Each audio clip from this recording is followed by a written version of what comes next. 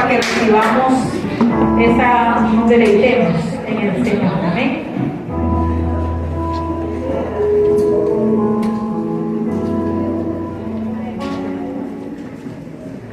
Bueno, los niños con su maestra, Zenaida, para que puedan compartir allí la palabra del Señor.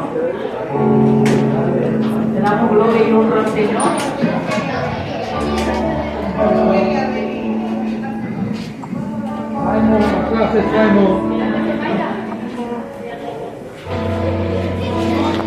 Gloria a Dios. Aleluya.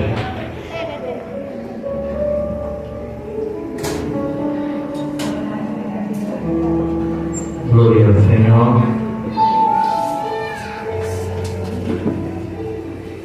Gloria a Dios. Aleluya. Gracias Padre, gracias Hijo. Gracias Espíritu Santo de Dios. Bueno, Dios les bendiga, iglesia. Dios les bendiga más. Estamos ya conectados.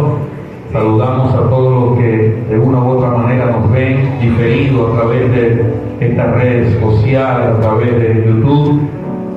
Somos la Congregación Cristiana Venga Tu Reino Cabimas, y por la misericordia de Dios estamos acá en este lugar dándole gracias, dándole gloria a Dios.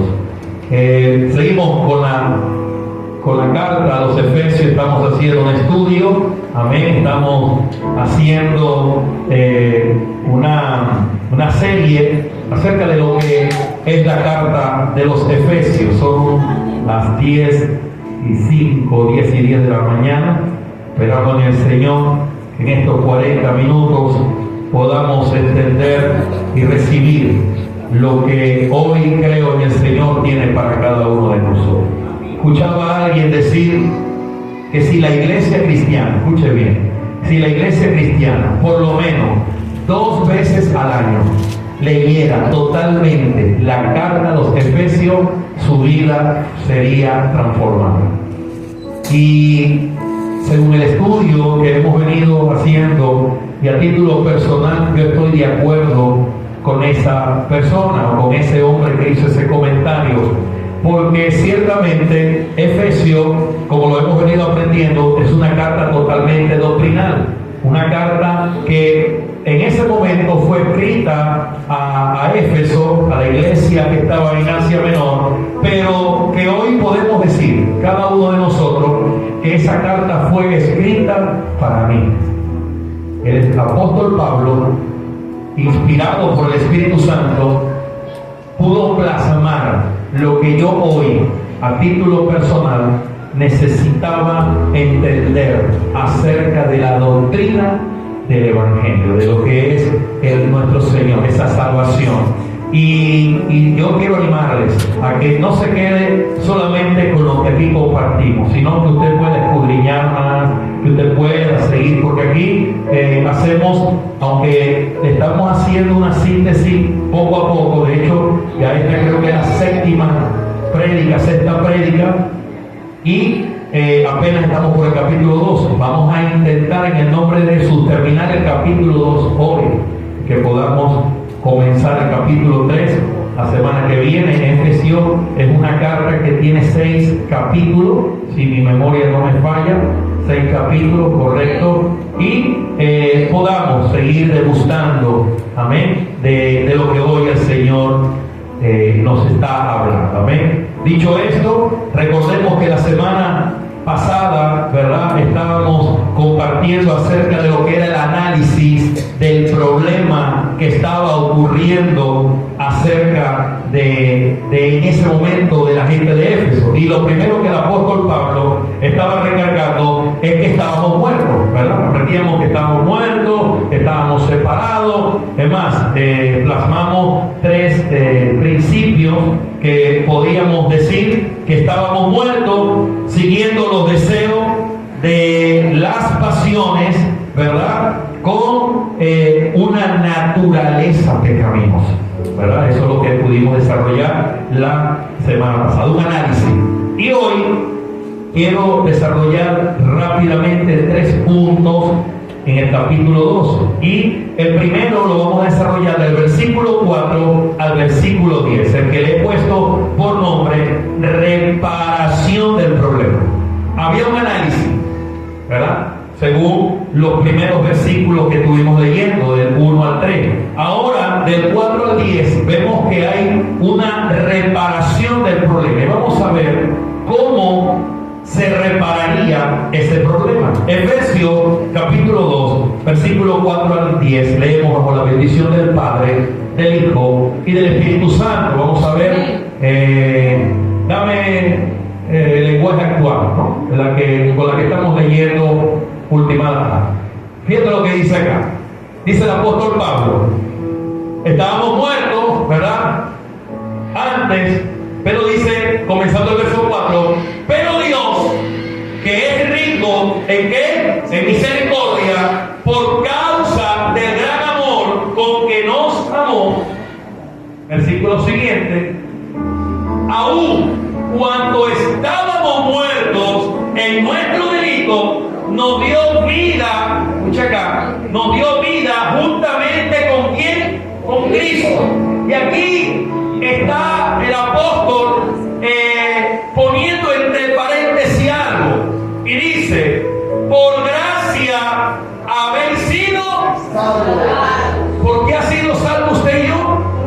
Por gracia, amén. Ya esa gracia la estuvimos leyendo en una de las clases, pero hoy la vamos a desarrollar un poco más profunda. Y con Él nos resucitó, y con Él nos sentó en los lugares celestiales en Cristo Jesús. Versículo siguiente: a fin de poder mostrar en los siglos venideros la sobreabundante riqueza de su gracia por su bondad para con nosotros en Cristo Jesús. Vamos a leer hasta el verso 10. Amén. Estamos en el 7, verso 8. Porque por gracia habéis sido. ¿Por qué hemos sido salvados? Por gracia. Por gracia. Si yo les pregunto ahorita, a ver si a usted le quedó algo, ¿qué significa la palabra gracia? Ay, Dios mío, ¿cómo se van a dar? Ahí te bendigo, profe. ¿Cómo así? ¿Dónde están ustedes? Porque se nos adelantó. Tenemos que estar seguros, porque de hecho eso es lo que aprendíamos ayer en la clase de cómo evangelizar. Tenemos que estar seguros de lo que estamos creyendo. Por gracia somos salvos. ¿Y qué significa gracia? Un regalo inmerecido. No lo merecíamos, pero a Dios le plació darlo a la iglesia. Entonces dice: porque por gracia habéis sido salvados por medio de la fe, y esto no de nosotros, sino que es don de quién? De Dios. Versículo 9: no por obra, y aquí esto está muy importante, no por obra para que nadie gloríe. No, esto lo voy a hacer yo porque saben que aquí me voy a ganar 1000 puntos. Por eso es que esa gente, hermano, y con mucho respeto lo digo, gente que pacta con dinero. Hey, yo voy a dar esto porque me voy a ganar esto. Ay, hermano, vale un poquito al fondo, y con mucho respeto se lo digo, perdió su cobre, hermano. A Dios no lo va a comprar usted, y lo voy a comprar yo con dinero, hermano. Recuerden que Él es el dueño del oro y de la plata. Y si algo tenemos que hacer, tenemos que hacerlo con un corazón. Por eso es que cuando Él lo establece, es porque los religiosos para ese entonces querían estar llevando las cosas delante de la gente para que ellos vieran que ellos se estaban ganando el cielo, hermano. Y el apóstol Pablo escribe y dice: hey, esto no es por obras, para que nadie se gloríe. No, yo sí me lo merezco, pastor. No, esto no es por obra. Verso 10, cierra el apóstol esta primera sesión que vamos a desarrollar. Porque somos hechura suya, creados en Cristo Jesús, para hacer ¿qué? Buena obra. Ok, pastor, pero explícame, si no es por obra, entonces ¿para qué Dios me creó para buenas obras? Fíjate lo que dice el texto: las cuales Dios preparó de antemano para que anduviéramos en ella. Y más adelante, los siguientes versículos lo vuelve a enseñar, porque él dice: hey, no es por obra, pero fuimos creados para buenas obras, porque las obras que nosotros vamos a hacer a partir de tener al Señor Jesús en nuestro corazón va a ser natural. O sea, usted va a hacer las cosas no a cambio de algo, no para ganarse el cielo, sino porque su naturaleza, porque ahora la pasión que está en usted lo va a llevar, lo va a impulsar a hacer las cosas bien. ¿Sí? ¿Por qué? Porque usted sabe que Dios se merece lo mejor. ¿Sí me está entendiendo? Entonces, en este primer ciclo que vamos a compartir, del verso 4 a 10, pude compartir acá, colocarle como título: reparación del problema. Pablo dice: hey, hay un problema, estábamos muertos, pero de esa muerte que estábamos separados, ahora el Señor repara eso. ¿A través de qué? De la gracia. Ahora, ya habíamos estudiado, ¿verdad?, en uno de los capítulos estuvimos desarrollando, hablando de la gracia, pero quiero profundizar un poco más, ¿verdad?, en este capítulo, porque es necesario que nosotros sepamos y entendamos quién es la fuente de la gracia, qué es lo que lleva la gracia, las características que esto lleva y a quién se le otorga esa gracia. ¿Amén? Entonces, para los que anotan, primer punto, vamos a desarrollar la gracia, la reparación del problema. Primer punto: su fuente está en Cristo. Anote ahí.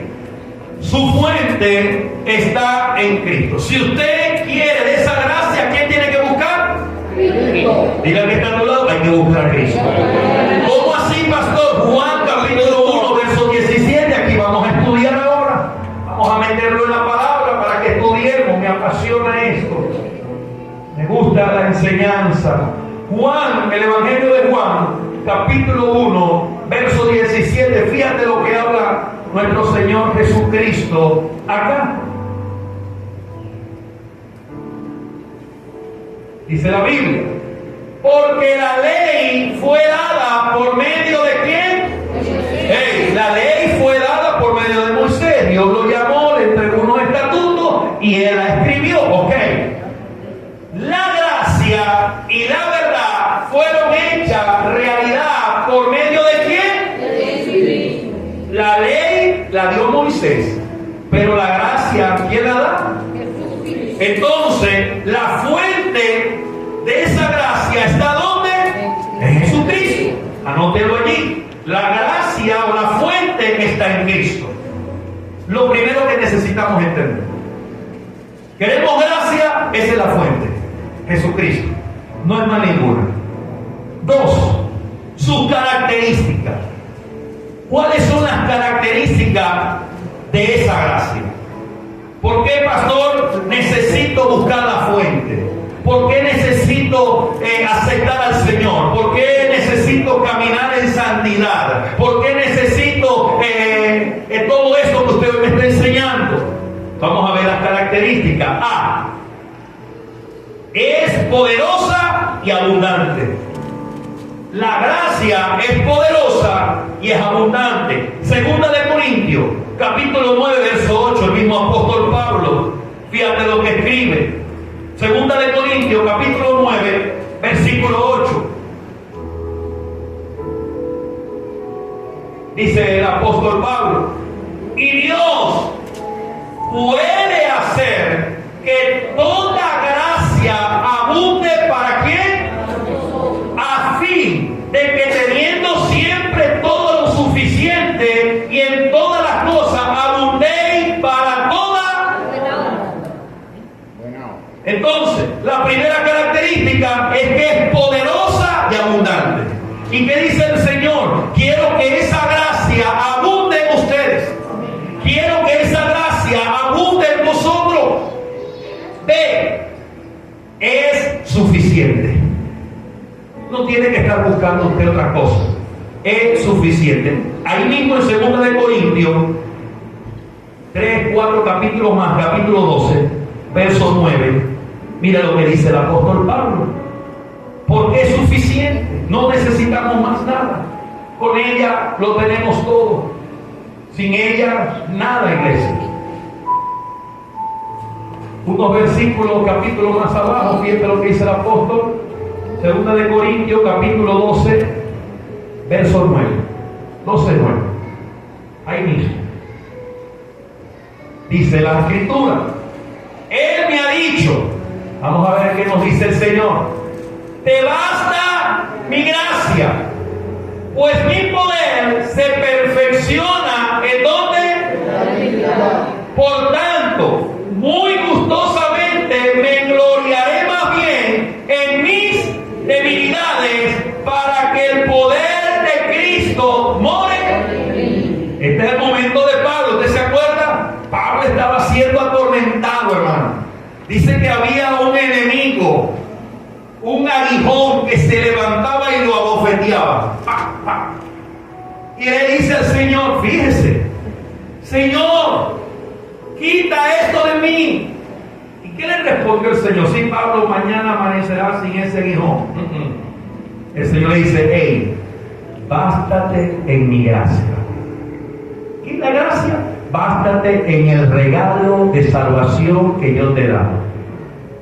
¿Por qué? Porque en tu debilidad mi poder se va a perfeccionar. Ayer, el viernes, jueves, estuvimos compartiendo con un hermano, un hijo de la iglesia, de la casa, y le recordaba nuevamente lo que le explicaba la semana pasada, compartía con ustedes acerca de lo que es los procesos y lo que son las consecuencias. Y qué bueno que el Señor en su misericordia es tan bueno que fíjese automáticamente cuando yo normalmente por naturaleza que me voy a parar la mañana digo, Señor, Padre, dame hoy lo que yo necesito. Y voy a donde me toque, nos tocaba el capítulo 1 de Jonás. Y no hubo una mejor manera de poder ilustrarme el Señor. Eso que Dios me enseñó esa semana pasada, pues yo le dije que Dios me lo enseñó a través de un pastor, que me dijo, Marco, una cosa es el proceso y otra cosa es las consecuencias. Wow, no lo había visto así. El proceso termina cuando Dios decide. La consecuencia, ¿cuándo termina? Cuando usted y yo decidamos. ¿Se entiende lo que le quiero decir? Sí. El proceso, Dios dice, termina. Porque el apóstol Pablo dice que en su debilidad, su poder se va perfeccionando. Es un proceso. Ese hijo que bofeteaba a Pablo era un proceso. Pero hay consecuencias que solo la determinamos nosotros. Cuando digo, no, ya, esto no me va a seguir a mí atando, esto no me va a seguir llevando a estarme dando golpes en contra de la paz. Y mejor manera de ilustrarlo con Jonás. ¿Por qué Jonás pasó todo lo que pasó en el capítulo 1? ¿Era un proceso de parte de Dios o fue una consecuencia? Fue una consecuencia, hermano. Dios le dio una orden, anda y predica a Nínive. Y él tenía que ir a más nada. ¿Qué hizo? Se fue por otro lado. Consecuencia. La consecuencia de la desobediencia, ¿qué hizo? Que estando en un barco, empezaba el problema, la tempestad, y la gente dijo, ¿qué es? Y tiraban los aperos, las maletas, los equipajes, y el barco todavía, no, aquí hay algo, hermano.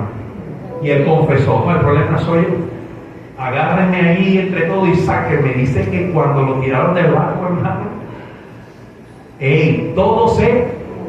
Entonces, de pronto el barco donde tú estás montado, escucha esto de parte, tú estás metido aquí, pero quiero regalártelo de parte de Dios. De pronto el barco donde tú estás montado, hay una turbulencia. ¿Cuál es el problema ahí? No es la gente que está en el barco. El problema es tú. ¿Qué necesitas? Hermano, retractarte. El que confiesa el pecado y se aparta, consigue misericordia. Confesarlo. Señor, confieso, Padre, perdóname, Padre, entiendo, y va a ver cómo todo va a volver a su normalidad. ¿Me está entendiendo eso? Ok. Dicho esto, entonces decimos, ¿qué que la gracia es suficiente. Nosotros no necesitamos más nada. Solo la gracia de Dios. La D es maravillosa. La gracia es maravillosa. Efesios. La D. La C. Ay, hermana, ni me rasparon. A, B, D. Santo, a mí se me han olvidado de las vocales, pastora, discúlpame esa. Ey, sí, ve, A, B, D. Y la Z, ¿dónde? De la comida, ¿verdad? Por eso, perdón, el abecedario, pero se me olvidó porque posee. Me comí la C, hermano. Ya se me olvidó el abecedario, Ay, Señor. Ok, la C. Aquí es D, pero ya lo vamos a corregir. Por eso que el Señor me dejó el oído por aquí, para que lo corrigiera. La C es maravillosa, ¿verdad? Efesios, capítulo 1, verso 6. El mismo apóstol Pablo, la carta que estamos leyendo, ya lo habíamos visto la semana antepasada. Para alabanza de la gloria de su gracia, que gratuitamente ha impartido sobre nosotros en el amado. Amén. Entonces, es maravillosa. La gracia de Dios es maravillosa. A, B, C, ahora la D. Aquí puse E. Vamos para la D, hermano. Ya corregí una vez. Está al alcance de todos los pecadores. Oye, esto me maravilló. Escuche esto. La gracia está al alcance de todos los pecadores. Fíjense, vamos a leer primero el texto. Primera de Timoteo, capítulo 1, versículos 14 y 15. Pablo escribiendo a Timoteo, primer capítulo, versos 14 y 15. Déjeme leerlo y le voy a regalar algo. De todos los pecadores, pastor. Qué tremendo es esto. Esto es bueno saberlo. Porque a veces la gracia se nos ha hecho muy incansable. Pero está al alcance de todo. Primera de Timoteo, capítulo 1, 14 a 15. Está muerto ahí. Ya lo voy a leer aquí. No la podemos buscar porque hay un problema con la tecla. Ajá, no importa, la tengo aquí. Primera de Timoteo. Crean que lo que voy a leer es palabra de Dios. O si no, busque usted su Biblia allí para que afirme, así como hacía la iglesia de Berea. La iglesia de Berea, o la iglesia que estaba en Berea, ellos no se quedaban con lo que se predicaba. Ellos iban a buscar si lo que esta gente hablaba era verdad. Primera de Timoteo 1, 14, 15. Dice así: pero la gracia de nuestro Señor fue más abundante con la fe y el amor que es en Cristo Jesús. Verso 15. Palabra fiel y digna de ser recibida por todos, que Cristo Jesús vino al mundo para salvar a los pecadores, de los cuales yo soy el primero. Hey, Pablo, mira Pablo, hermano. Hermano, yo fui el primero, Señor. Yo estaba tan condenado porque yo creía que la ley, que la salvación, que buscar de Dios, que hacer las cosas delante del Señor era por la ley.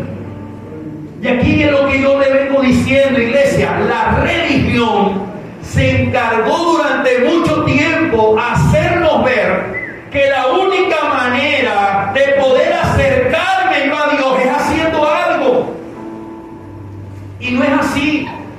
No necesitamos darnos latigazos, no necesitamos ir a confesar 3 Padre Nuestro y 2 Ave María. No necesitamos nada de eso, iglesia. Necesitamos tener la convicción, creer en nuestro corazón y confesar con nuestra boca que Jesús es nuestro único y suficiente Salvador. ¿Listo? Pablo dice, hermano, hey, la gracia de Dios, el amor de Dios es tan grande que vino al mundo para salvar a los pecadores, el cual yo soy el primero.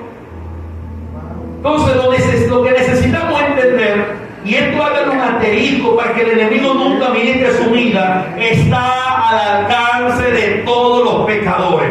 Porque la religión te enseñó cómo tú buscar a Dios, pero el Evangelio dice que es como Dios buscaba al hombre. De tal manera amó Dios al mundo que Dios, usted no va a hacer nada, todo lo va a hacer el Señor. Por eso es que eso es suficiente para que usted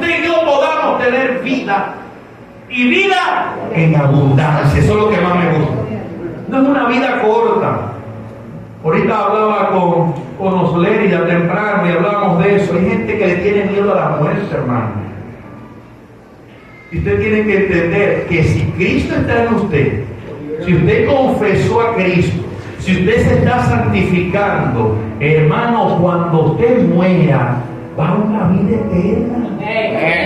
Usted no va a estar ahí. Por eso es que Pablo le dice en Tesalónica, hermanos, no lloren como aquellos que no tienen esperanza. Ay, Dios mío, ¿para dónde se habrá ido ese bendito? Y hablábamos de la abuela, que es abuela de la Jo, y también es la abuela de mi hermano. O sea, de una u otra manera, la Jo y yo somos familia, hermano. No es que nos parecemos, ¿verdad? Y la abuela ya tiene 96 años, ¿verdad? Mi hermana me llamó y me dijo, Marco, ando a hablar con mi abuela, pero esa es católica, apostólica y romana, hermano. Y Oleria, aprendiendo ayer lo que estábamos hablando del evangelismo, le dijo, abuela, mira, ella dice que ya siente que ya su abuela se va, pues vamos a confesar al Señor. No. Ahorita vamos a ver lo que pasa con estas personas que no confesan al Señor. No lo digo yo, lo dice la Biblia. Pero bueno, ella dice que pasó, conversaron, y después ya antes de venir se dice, abuela. Ahí se le metió de otra manera. Vamos a confesar. Y le dijo, ¿tú crees que Jesús resucitó de los muertos? Sí. ¿Sabes que es el Hijo de Dios? Sí. Vamos a ver. Y la abuela repitió y su nombre fue escrito en el libro de la vida. Y la Biblia dice que los últimos van a ser los primeros. Le dio el tiempo de confesarlo. Ay, pero aquellos que no lo han confesado, no, yo mañana lo confieso, todavía tengo chance. Cuidado, hermano. El Señor dice necio, le llama necio. ¿Sabéis cuándo va a ser el momento, hermano?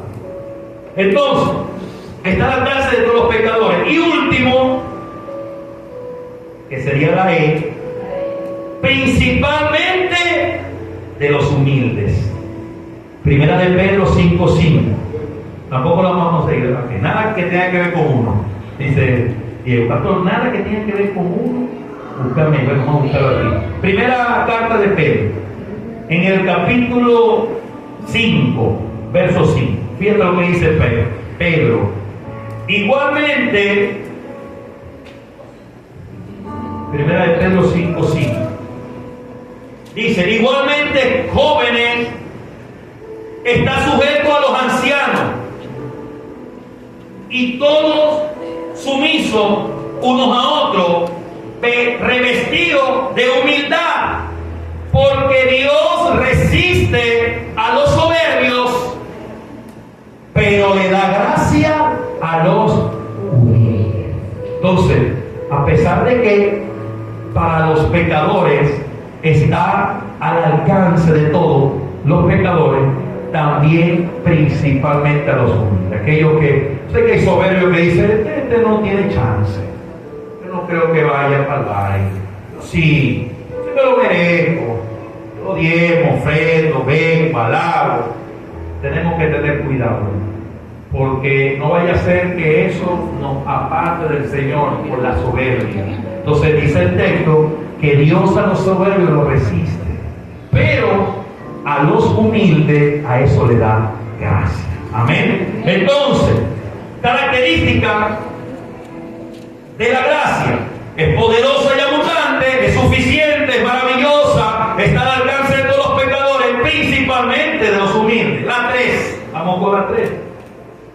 ¿Qué es lo que la gracia logra? Ok, pastor, ¿qué eso logra en mi vida? ¿Qué es lo que la gracia, lo que ese regalo inmerecido logra? La 3. A. Salva al hombre gratuitamente. Efesios capítulo 2, verso 5. Texto que acabamos de leer, porque lo acabamos de compartir en esta enseñanza. Efesios capítulo 2, versículo 5 dice: aún cuando estábamos muertos en nuestros delitos, nos dio vida juntamente con Cristo, porque por gracia sois salvos. Entonces, ¿qué es lo que la gracia logra? Salva al hombre gratuitamente. Nosotros no tenemos que hacer nada. La religión te enseñó que tú tienes que hacer algo. Eso lo enseña la religión. Buscar la manera de que usted tiene que caminar tantas millas, que tiene que caminar en cuclillas, que bueno, peticiones solamente que delante del Señor de Dios no tienen aprobación. Pero eso te enseña la religión. Mas el Evangelio te enseña que es por gracia, que es un regalo inmerecido y que es gratuito. Amén. La B justifica al pecador. ¿Qué hace la gracia? Justifica al pecador. Romanos capítulo 3, verso 24. El apóstol Pablo escribe a Roma en el capítulo 3, verso 24, y fíjese lo que establece en su palabra. Siendo justificados, ¿cómo? Gratuitamente, por su gracia, por medio de la redención, que es ¿quién? En Cristo Jesús. Entonces, ¿qué es lo que logra la gracia? Justifica al pecador. Y la C, por último, de esta reparación del problema, llama y capacita para la obra del Señor. Gálatas capítulo 1, verso 15. Fíjense lo que dice el apóstol Pablo. Gálatas capítulo 1, versículo 15. Llama y capacita para la obra del Señor. La gracia que logra en nosotros capacitarnos para la obra del Señor. Mira lo que dice el apóstol Pablo a la iglesia que estaba en Galicia. Dice: pero cuando Dios, que me apartó desde el vientre de mi madre, me llamó, por su gracia tuvo a bien. Dame Reina Valera, a ver cómo lo desarrolla este texto. Pero cuando agradó a Dios, que me apartó desde el vientre de mi madre y me llamó, ¿por qué? Por su gracia.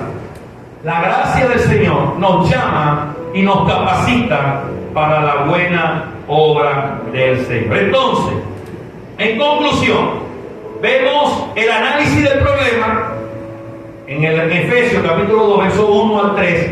Del 4 al 10 vemos una reparación del problema, que era la gracia. Lo único que puede reparar ese problema en nuestra vida, lo único que reparó el problema en nuestra vida fue la gracia. Un regalo inmerecido. Vimos que la fuente era Cristo, vimos las características y vimos lo que logra la gracia en nosotros. Amén. Ahora vamos a leer el capítulo 2, verso 11 al 17. Voy a tratar de ir rápido para que nos podamos terminar el capítulo 2 hoy. Efesios capítulo 2, vamos a leerlo del 11 al 17. Y este segundo párrafo le coloqué como nombre: condiciones favorables y desfavorables. Hay unas condiciones que nos favorecen a nosotros, pero hay unas condiciones que nos desfavorecen a nosotros. Vamos a ver. La pregunta es, vamos a leer Efesios capítulo 2, verso 11 al 7. Dame la otra versión, la que estamos leyendo. Fíjate lo que dice: recordad, pues, que en otro tiempo vosotros los gentiles en la carne, llamado incircuncisión, por la tal llamada circuncisión hecha a mano en la carne. Recuerda, un momentico ahí, quiero aclarar esto. Recuerde que para usted estar bajo el pacto, bajo la promesa, como pueblo de Dios, como un judío, lo primero que tenía que ser usted era circuncidado. Amén. Si usted no era circuncidado, hermano, usted no iba para el baño. Agarraban el prepucio del niño y allí lo cortaban, lo circuncidaban. Esa era una manera de cómo mostrarse uno, según la ley de Moisés, poder tener esa bendición, pues, ser de ese pueblo. Entonces, Pablo está diciendo acá, hey, ustedes en otro tiempo, que eran gentiles en la carne, llamados incircuncisión, porque los gentiles, como no operaban allí, ellos no se circuncidaban. Y para el judío, los gentiles no iban para baile. Para el judío, los gentiles no tenían chance. ¿Por qué? Porque no eran circuncidados. Los gentiles no manejaban esa doctrina, solamente los judíos.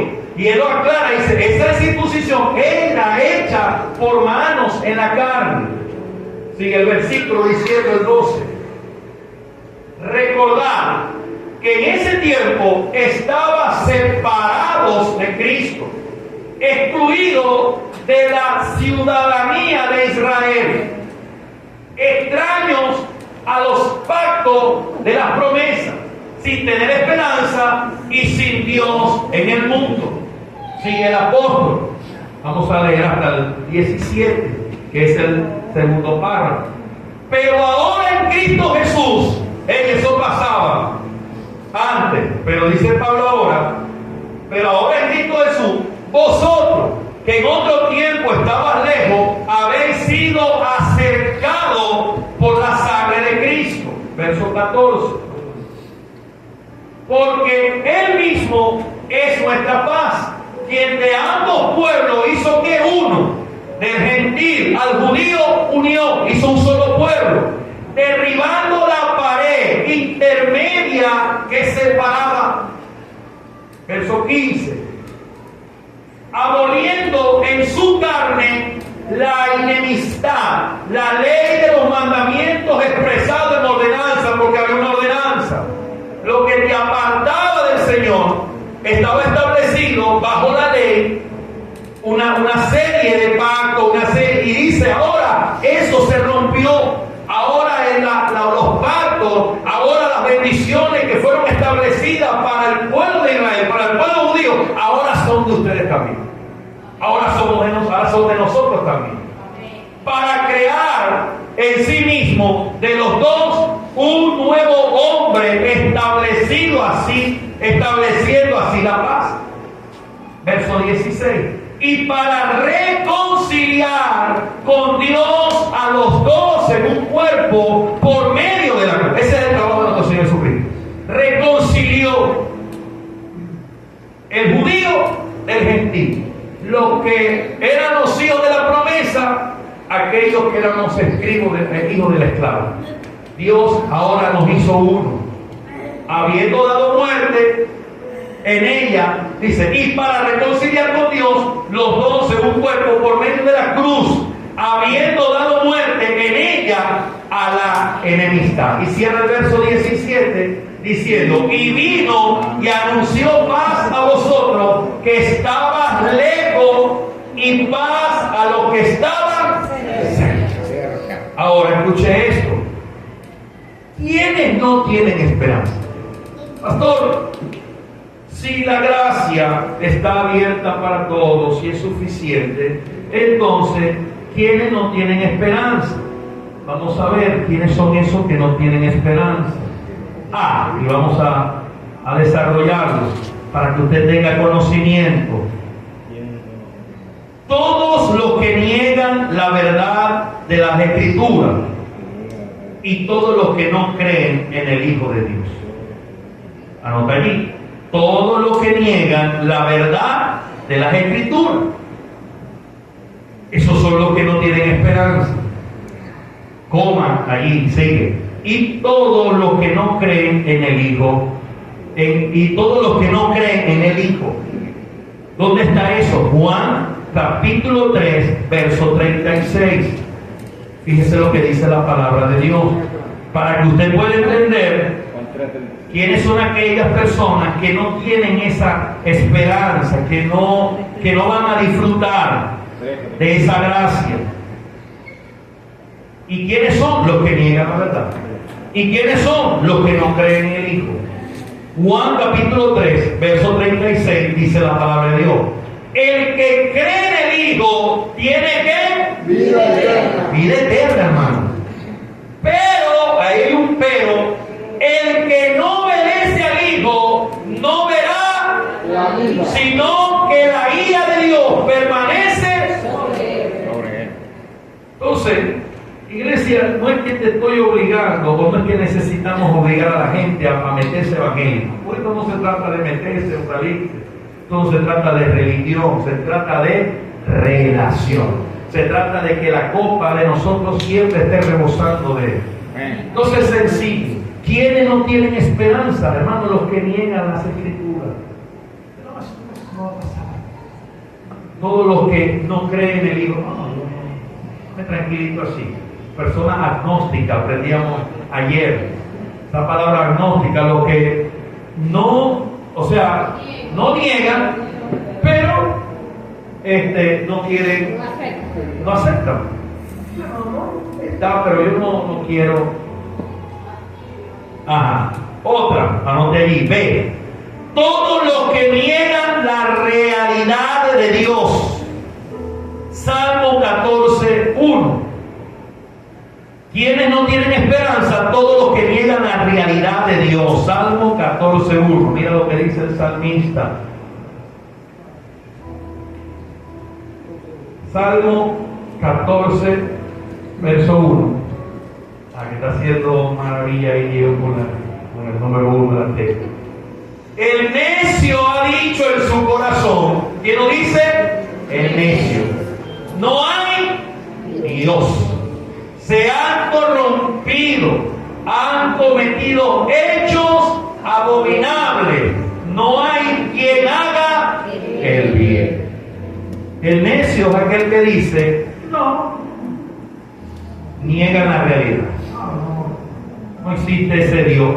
Eso el mundo se creó con el Titán, ¿sí? El Titán, y un golpe entre los planetas y se creó la Tierra, hermano.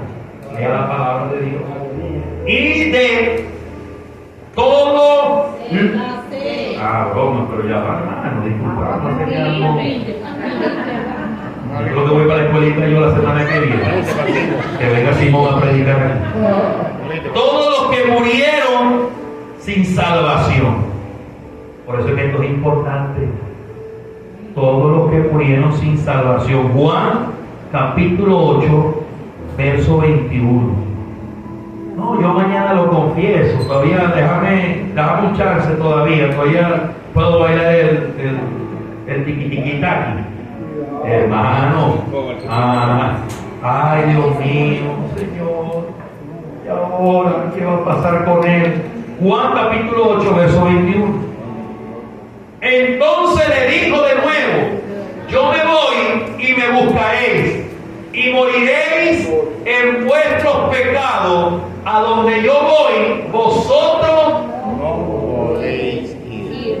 Esa es la conversación que tiene, que habla acerca de cuando estaban allí de Lázaro. Señor, Dios mío, me estoy quemando.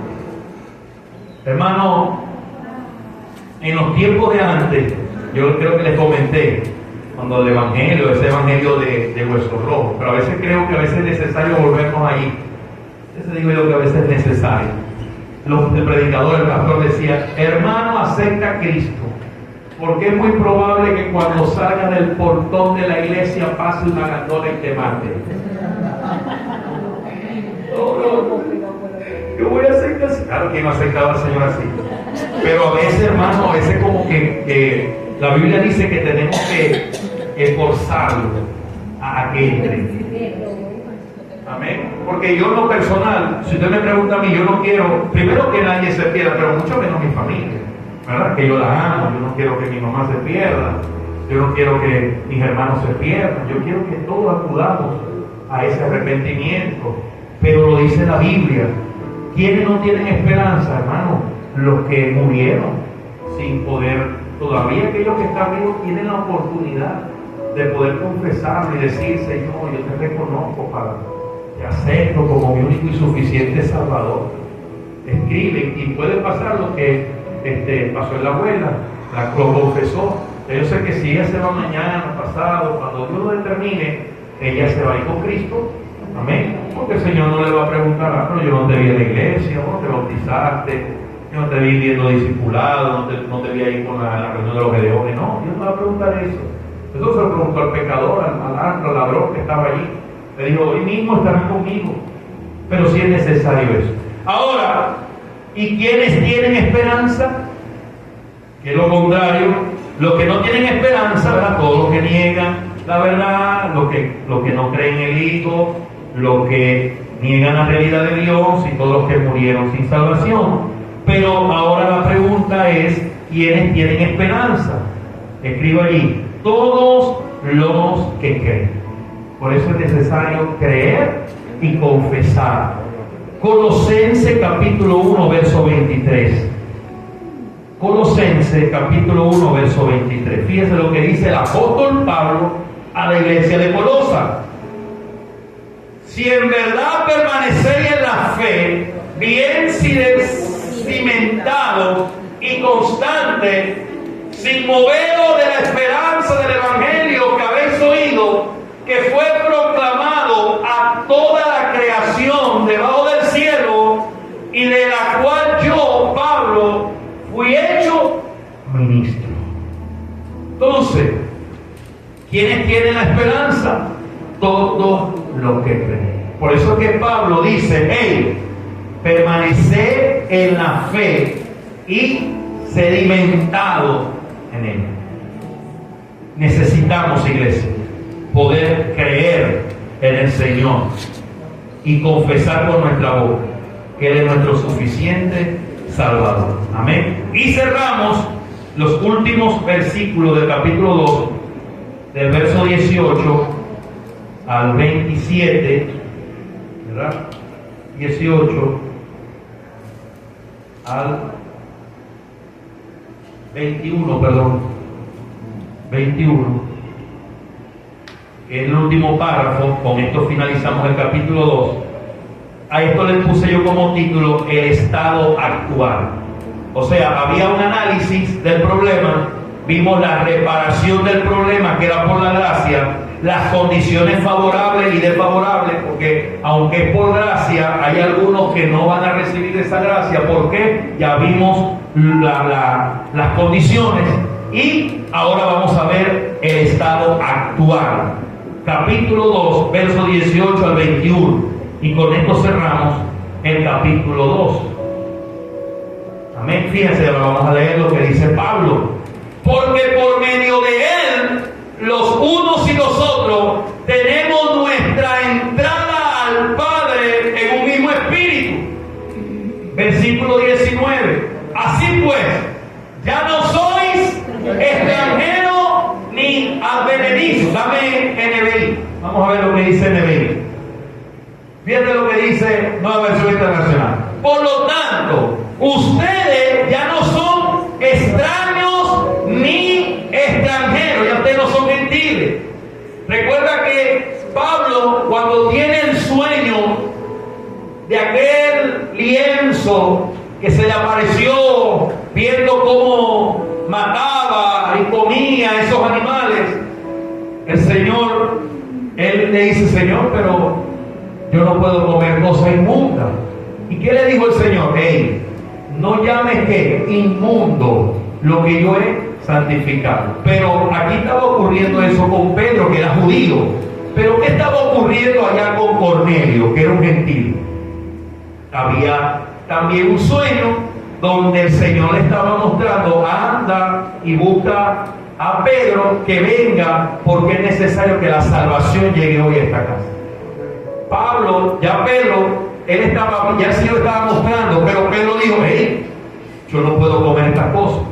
Cuando le tocan la puerta y él entiende que el Señor lo manda a llamar y dice, anda y ve porque es necesario que la salvación llegue a esta casa, Pedro entiende y dice, ya entiendo.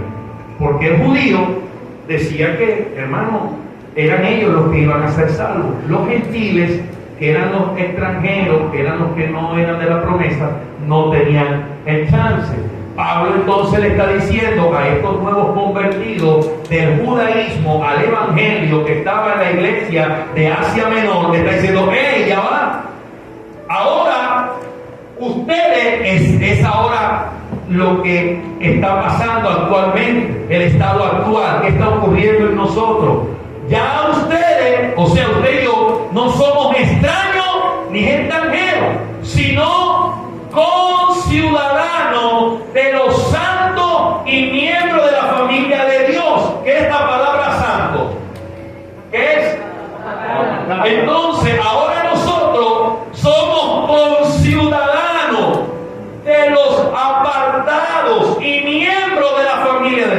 Decide a un judío eso.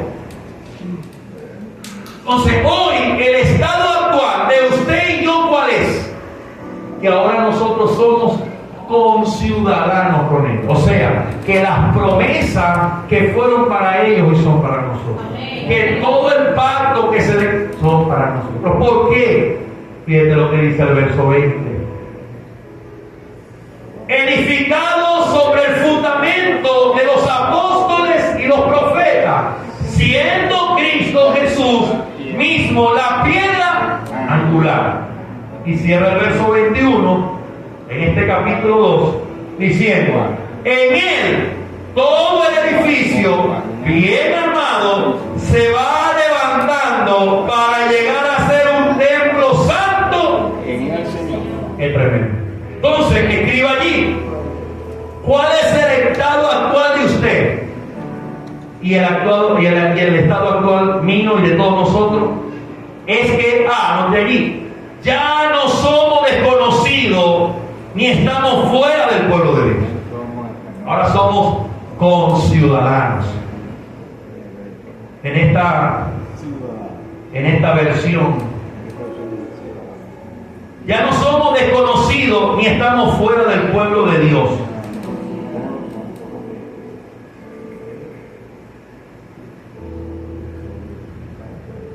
La B. Somos ciudadanos con todos los privilegios y obligaciones. Aleluya. Esto es tremendo, hermano.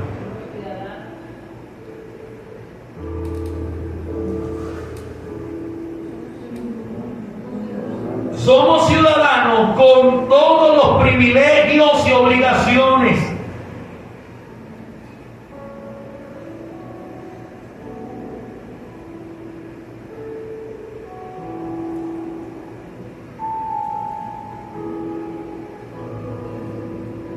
La C, el nuevo templo tiene una piedra de base y es Cristo.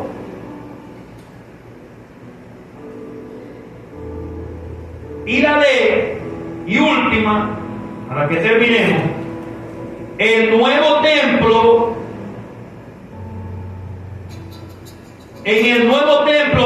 Dios habita mediante su Espíritu Santo. Y quiero que se ponga sobre sus pies y ya terminó de escribir.